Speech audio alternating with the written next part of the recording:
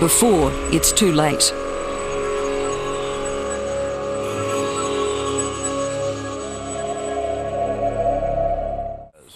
Gilbert Poole is the Seychelles President's special advisor. In 1999, he devised a new approach to ecotourism with the introduction of the Seychelles Gold Card. Well, there's so much we wanted to put on the card, but we finally felt it was best to keep it as simple as possible. So we've gone for some striking, clean images of the Seychelles. First of all, our green is our gold. It puts across the message that really our main source of resources in Seychelles is our greenery, our environment, our nature. So we feel that this line really puts that message across.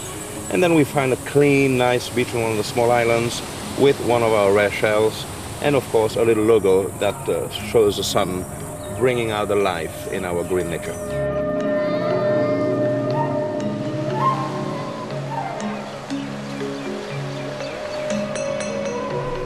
He says this gold card will help maintain the 46% of the Seychelles which is today protected. He says there is no other nation in the world which has declared almost 50% of itself protected. This protection has one single aim: to preserve and enhance the Seychelles' unique wildlife, its amazing array of birds, its giant tortoises,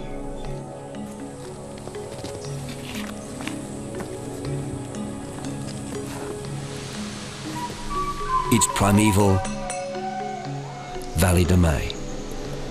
But the government and conservation groups are beginning to realize that despite the fact almost 50% of the nation is protected, events elsewhere in the world are impacting on them.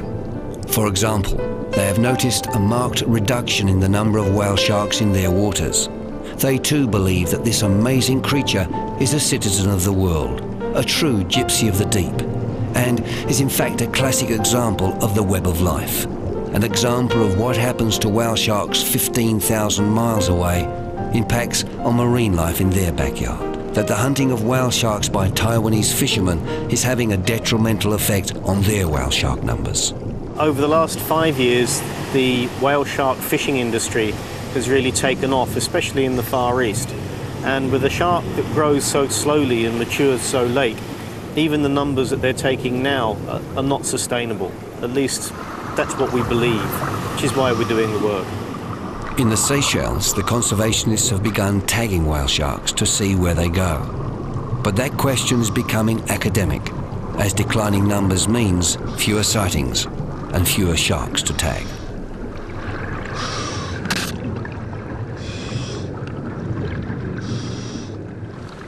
Meanwhile, another tagging expedition is underway, this time back in Donsol in the Philippines. In fact, there are two tag teams hoping to meet up with the Donsol whale sharks. Dr. Scott Urquhart from California and his team is one group. They have brought across satellite tracking devices which they hope will be able to tell them if any of the Filipino whale sharks ever venture outside the South China Sea. So we came here with our satellite telemetry devices, as well as our ability to look at genetic fingerprinting of the sharks to determine if these sharks are truly a resident population or if they are a population that are connected to elsewhere, other areas of the Pacific, such as in Ningaloo Reef in Australia. The other team belongs to Denise Newbound. She has a totally different plan of attack.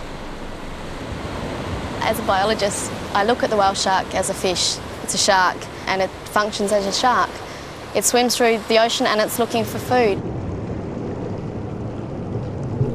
Denise has been studying whale sharks for about 2 years, and while others like Dr. Eckhart and Dave Road have been tracking them by using tags, Denise is trying to track whale sharks by using a biological method, by collecting copepods from the whale shark's skin.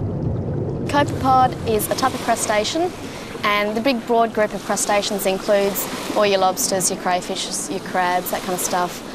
There's many species of copepods. It's basically like your insects of the sea. There's humongous numbers, hugely abundant, many different species, diverse species. You get some species that are commensal, live on other animals, live on fish, in this case live on sharks. Only these creatures on the whale shark eat bacteria off its skin. A symbiotic relationship. Both creatures benefit. But once I've located whale sharks, determined that the shark, is probably going to be okay with me duck diving, I just duck dive down, use forceps, which are like a big set of tweezers, very fine pointy ends, remove the copepod back to the surface and put it in a container back to the boat.